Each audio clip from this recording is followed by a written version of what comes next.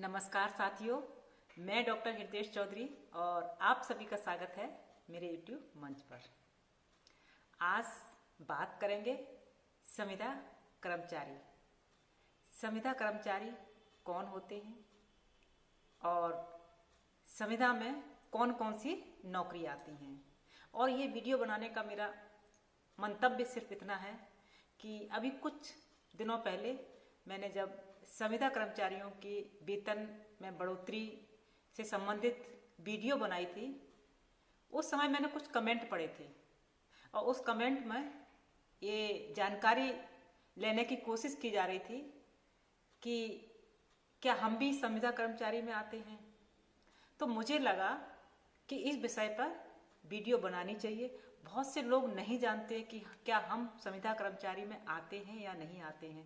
तो इसी को लेकर आज हमारा ये वीडियो है, जिसमें हम बताना चाहेंगे कि संविदा कर्मचारी कौन होते हैं और संविदा में कौन कौन सी नौकरी आती हैं, जिससे कि आपके जो डाउट हैं वो क्लियर हो जाएं, आप समझ जाएं कि हम भी संविदा कर्मचारी में आते हैं या नहीं आते हैं। बस इसी को लेकर आज मैंने ये वीडियो बनाना चाहा, क्योंकि आपकी जो जिज्ञासा है, आपकी जो उत्सुकता है, उसको समझाना यानी उसको शांत करना हमारी जिम्मेदारी बनती है। तो साथियों, मुझे लगता है ये वीडियो आपके लिए बहुत महत्वपूर्ण होगा, उन लोगों के लिए जो ये जानना चाह रहे थे कि क्या हम संविदा कर्मचारी में आते हैं या नहीं आते हैं, और संविदा कर्मचारी में कौन कौन आते हैं और कौन संविदा कर्मचारी कहलाए जाते हैं। तो वीडियो शुरू करें उससे पहले मैं हमेशा कहती हूँ आपसे, और आप हमारी रिक्वेस्ट को स्वीकार भी करते हैं, एक बार पुनः एक मीठी सी रिक्वेस्ट है कि चैनल को सब्सक्राइब करें और वीडियो को लाइक और शेयर भी करें। शेयर करने के लिए मैं इसलिए कहा करती हूँ क्योंकि बहुत से आपके साथी हैं, आपसे जुड़े हुए हैं, हो सकता जैसे कि आपको नहीं जानकारी, हो सकता उनको भी इस बारे में जानने की इच्छा हो। तो अगर आप शेयर करेंगे तो वहाँ तक ये सारी चीज़ें पहुँचेंगी और ज़्यादा से ज़्यादा लोगों को ये चीज़ें मालूम होंगी। तो चलिए वीडियो शुरू करते हैं और बात करते हैं कि संविदा कर्मचारी कौन होते हैं और संविदा में कौन कौन से कर्मचारी आते हैं। संविदा कर्मचारी किसी संगठन में अनुबंध के तहत काम करने वाले कर्मचारी होते हैं। इन्हें स्वतंत्र ठेकेदार, अनुबंध कर्मचारी या फ्रीलांसर भी कहा जाता है। संविदा कर्मचारी को किसी खास परियोजना या अवधि के लिए नियुक्त किया जाता है। इसको और अधिक विस्तार से समझने की कोशिश करते हैं। ये मैंने संक्षिप्त में बताया और उसको गहराई से समझते हैं।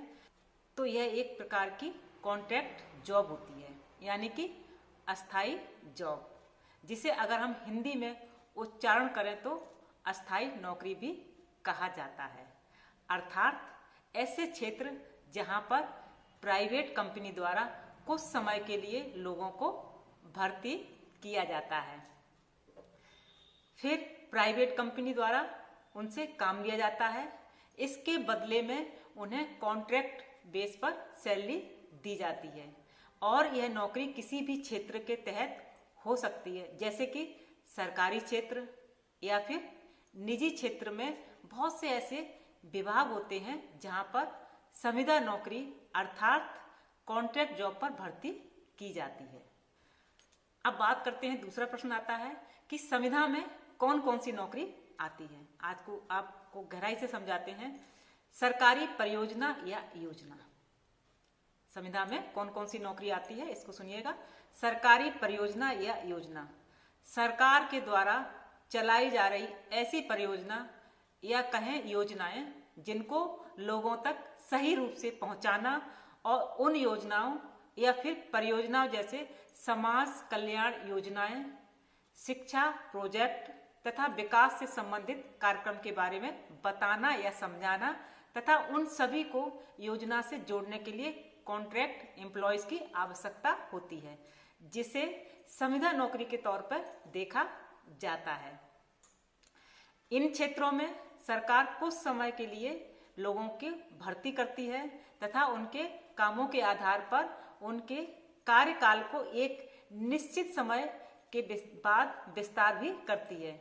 उनके कार्यकाल को एक निश्चित जब समय हो जाता है उसके बाद विस्तार भी करती है। नंबर 2, निजी क्षेत्र।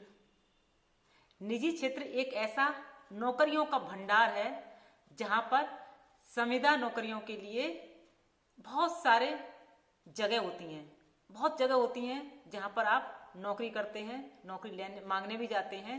जैसे कि एजेंट के तौर पर काम करना, कंप्यूटर और कुछ कॉन्ट्रैक्ट प्रोजेक्ट के तहत निजी क्षेत्र में काम करना। इनमें संविदा अर्थात अस्थायी कर्मचारी काम करते हैं। Number 3, contract teacher.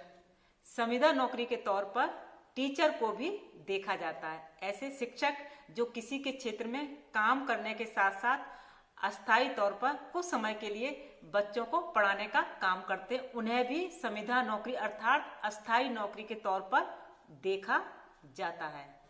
सरकारी क्षेत्र, सरकारी क्षेत्र में भी संविदा नौकरी की लिए जगह होती है। सरकार के ऐसे विभाग जिसमें कॉन्ट्रैक्ट बेस पर भर्ती की जाती है, वहां पर लोगों को अस्थायी तौर पर नौकरी करने का अवसर दिया जाता है। जैसे कि बिजली विभाग, जल संसाधन विभाग और कृषि विभाग और सरकारी संगठन, ये ऐसे विभाग हैं जहां पर संविदा कर्मचारी रखे जाते हैं। अब बात आती है इंडिपेंडेंस व्यवसाय।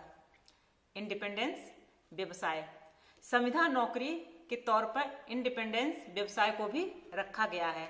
अगर आप अस्थायी तौर पर इंडिपेंडेंस व्यवसाय को चुनते हैं तो उसमें भी नौकरियां दी जाती हैं और बहुत से लोग ऐसी जगह काम करने जाते हैं।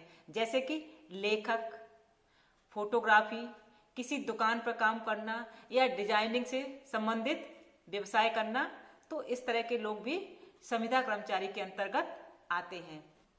संविदा में कौन कौन सी नौकरी आती हैं, इसको मैंने आपको पूरे विस्तार से समझा दिया है। लेकिन अगर संक्षिप्त में अगर आप जानना चाहें तो आपको मैं बताना चाहूंगी, जिससे कि आपको संक्षिप्त में जो पॉइंट है वो आपको स्मरण रहेंगे।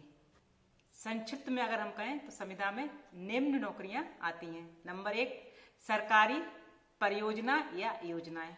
नंबर 2, निजी क्षेत्र। Number 3, contract teacher. नंबर 4, सरकारी क्षेत्र। नंबर 5, इंडिपेंडेंस व्यवसाय।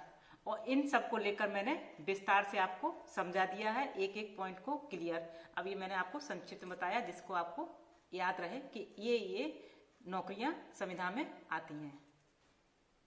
अब बात करते हैं संविदा नौकरी के नियम क्या हैं। आपने जाना संविदा कर्मचारी कौन होते हैं, संविदा में नौकरी कौन कौन सी आती हैं। अब जानेंगे संविदा नौकरी के नियम क्या हैं। ये जानना भी बेहद जरूरी है आपके लिए। पहला, संविदा नौकरी में काम करने का समय तय नहीं होता है, यानी कि संविदा नौकरी में काम करने का कोई अवधि समय स्थायी नहीं होता है।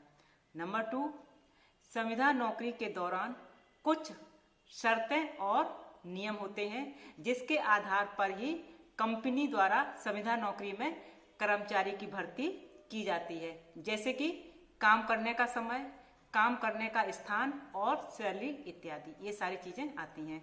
नंबर 3, संविदा नौकरी में कॉन्ट्रैक्ट बेसिस में कर्मचारी को रखा जाता है और कॉन्ट्रैक्ट खत्म होने के बाद संविदा कर्मचारी को नौकरी से निकाल दिया जाता है या फिर उसके काम का समय और आगे कुछ समय के लिए बढ़ा दिया जाता है। नंबर 4, संविदा नौकरी में काम करने वाले कर्मचारी की सैलरी तय होती है। कर्मचारी के काम के समय के आधार पर उन्हें वेतन दिया जाता है और उन्हें अन्य लाभ भी दिए जाते हैं।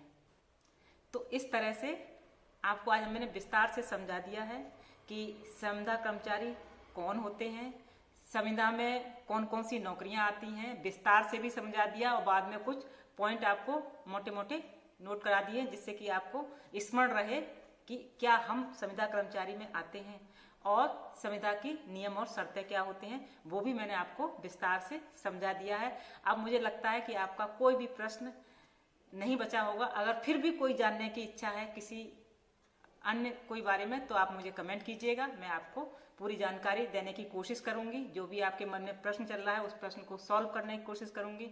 जो भी प्रश्न हो आप कमेंट करके आप लिख दीजिए जिससे कि मैं उसको प्रॉपर समझाने की कोशिश करूंगी। और इसी के साथ जय हिंद, जय भारत।